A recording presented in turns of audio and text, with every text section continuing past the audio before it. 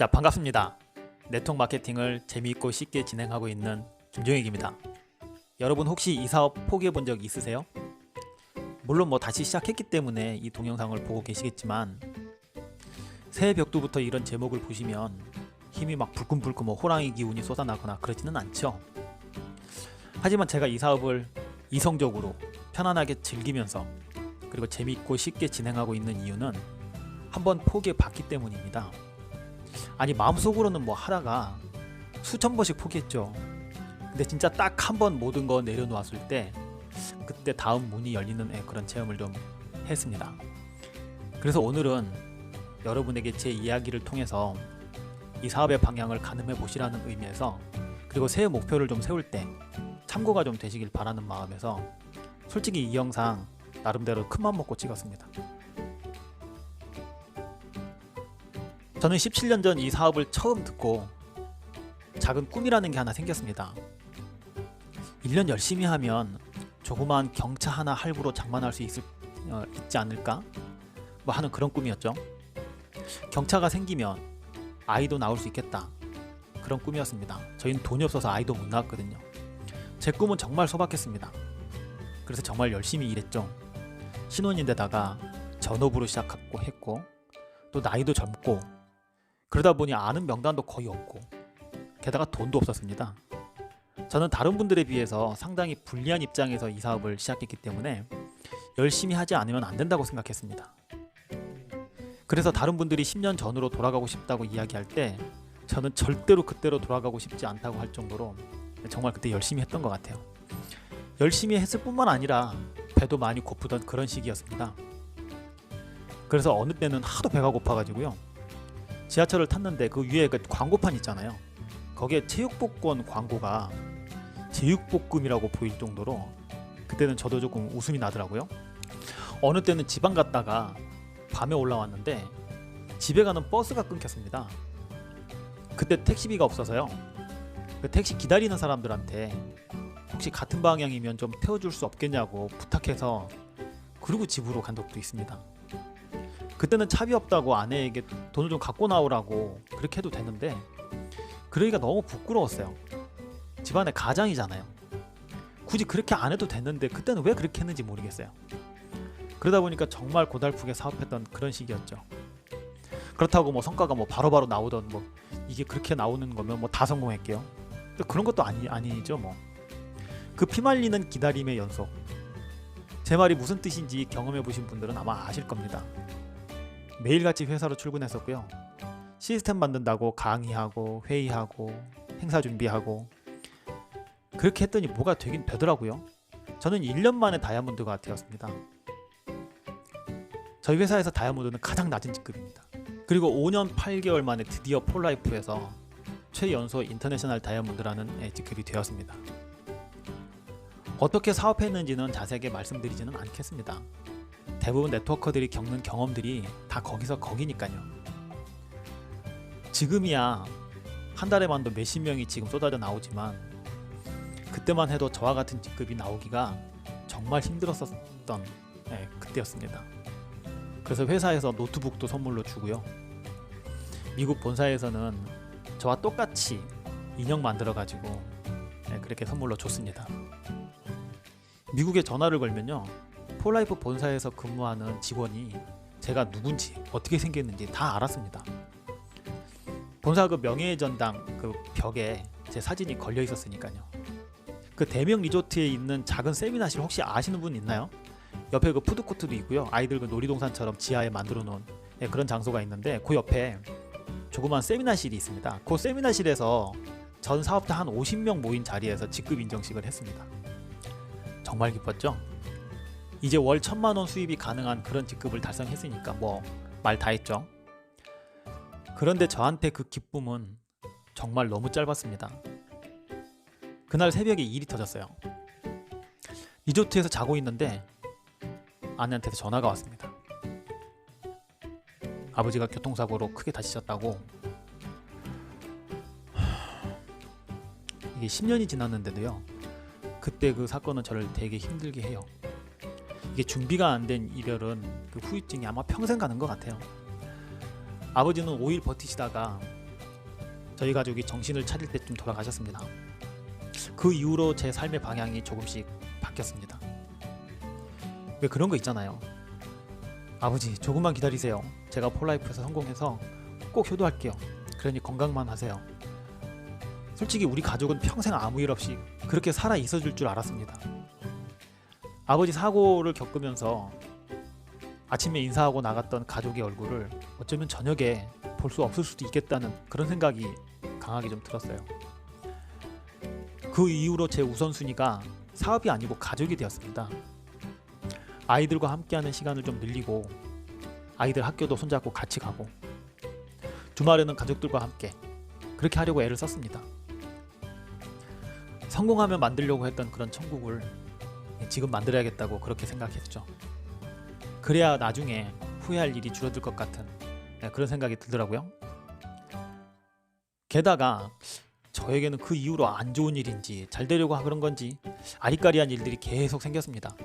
스폰서와 파트너와의 갈등도 심각해지고 회사와도 불미스러운 일들이 좀 생겼습니다. 조직이 커지면서 생기는 어쩌면 자연스러운 일들일 수 있죠. 그런데 그런 일들이 계속 겹치니까 그런데 설상가상으로요. 저희 아내가 많이 아팠습니다. 진짜 많이 아팠습니다. 서울대병원에서 가장 첫 번째로 수술에 들어갔는데 저녁에 가장 마지막 환자가 나올 때까지도 수술이 아직 안 끝났었습니다. 그때는 정말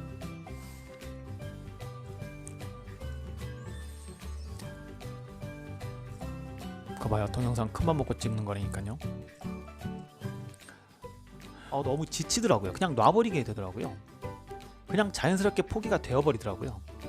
아니 어떻게 만든 그룹인데 뭐 이런 생각도 안 들었습니다. 매일 출근했던 회사를 안 나가기 시작했습니다. 그룹에다가는 나는 이 조직에서 빠지겠다고 선포를 해버렸습니다. 그날 이후로 저는 조직에서 아주 죽일 놈이 됐죠. 저는 그냥 에라 모르겠다. 뭐 그동안 한으로 남아있던 공부나 해야 되겠다. 제가 이제 고등학교까지밖에 안 나왔으니까 그래서 방송대로 그냥 들어가 버렸습니다. 스터디 그룹 팀장으로 역할을 하면서요. 거기에 몰두하면서 그냥 살았습니다. 그 덕에 장학금 받으면서 4년 만에 졸업했고요. 저희 스터디 그룹은 모두가 4년 만에 졸업시켰습니다. 그건 제가 뭐 전설입니다, 전설. 건대 입구역에다가 근처에다가 이제 운동하는 GX룸 겸 사무실을 좀 장만하고 지금 이 사무실이 지금 그렇습니다. 지나가는 사람들한테 전단지 돌려가면서 운동할 사람들을 모집하고 그렇게 살았습니다. 추리닝 바람으로 출근했다가 분리수거하는 날에는 쓰레기도 버리고 딱 보통 장사하는 사람들처럼 그렇게 살았죠. 생각해보세요. 추리닝 입고 비오는 처마 밑에 서서 하늘 쳐다보면서 담배만 안 물었지. 딱 그 그림의 주인공이 저였습니다. 나중에 안 사실이지만 그동안 회사에서 저에 대해서 별 소문이 다 돌았답니다.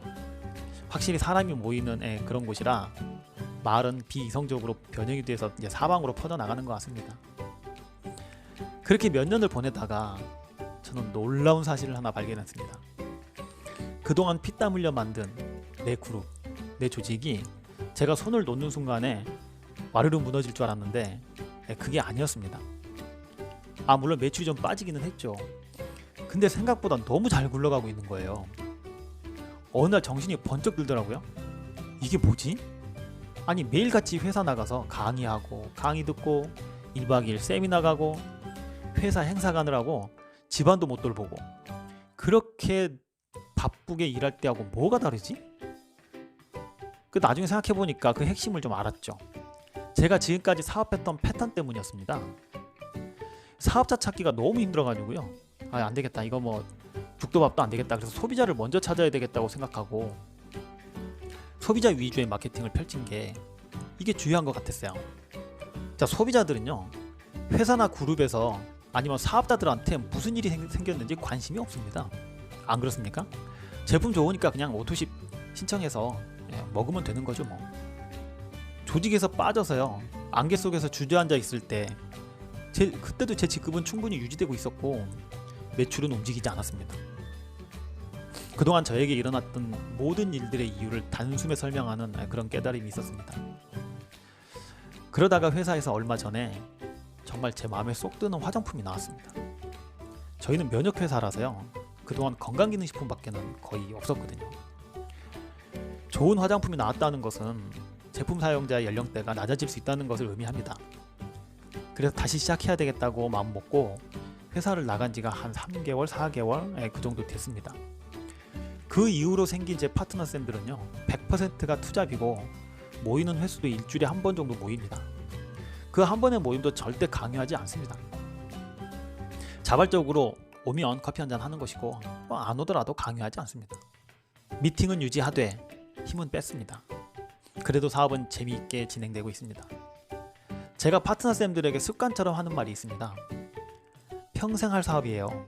내일 죽을 것처럼 하지 마세요. 그런데 그 중에 다급하신 분들이 좀 있죠. 좀 빨리빨리 좀 돈을 좀 벌어야 되겠다는. 그럼 급하세요? 그러면 오세요. 저랑 팀이 돼서 같이 움직입시다. 이렇게 합니다.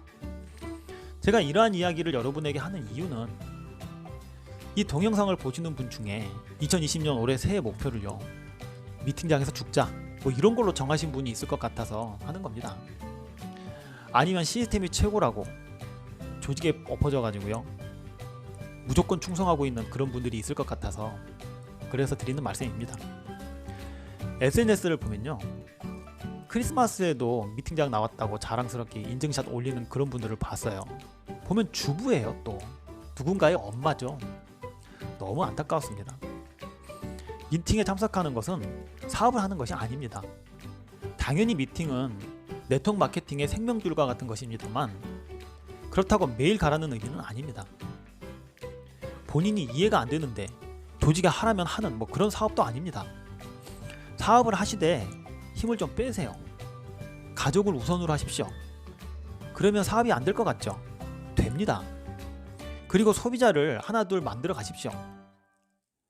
네트워크 마케팅에서요 사업자란 소비자를 만드는 사람입니다.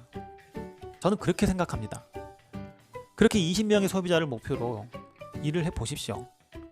소비자 20명 만드는 게 어렵다고요? 그럼 다른 거 하십시오. 그것도 안 하고 연봉 1억을 꿈꿉니까? 그거야말로 불로소득이죠. 저는 하루에 한 명씩 만나서 커피 마시고 밥을 먹자 이런 걸 목표로 삼고 있습니다. 저는 전업자니까요. 저희가 면역회사다 보니까요 요새 세상을 공포로 몰아놓고 있는 게 있죠. 우한 폐렴.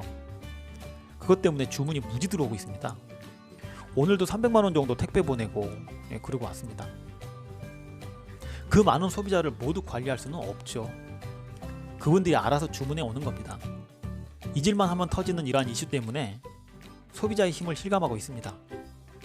이 영상을 보고 있는 여러분들도 인터넷에 트랜스퍼 팩터 검색하셔서요 반드시 구입해다 드시기 바랍니다. 자, 결론을 말씀드리겠습니다. 조금만 떨어져서 보면요 네트워크 마케팅은 그렇게 어려운 사업도 아니고요 힘든 사업도 아니라는 것을 알게 됩니다. 자, 시스템도 중요하고 미팅도 중요하지만 가족이 가장 중요합니다. 가족에게 먼저 시간을 할애하고요 스폰서와 1대1로 카운셀링으로도 충분히 재미있게 즐기며 할 수 있는 그런 사업이 네트워크 마케팅 사업입니다. 제가 이런 사실을 본의 아니게 깨달았던 것처럼 여러분들도 이 사업을 한 발짝 뒤로 물러나 보셨으면 좋겠습니다. 왜냐하면 그렇게 보아야 방향이 나타나기 때문입니다. 자, 오늘은 여기까지 하겠습니다. 감사합니다.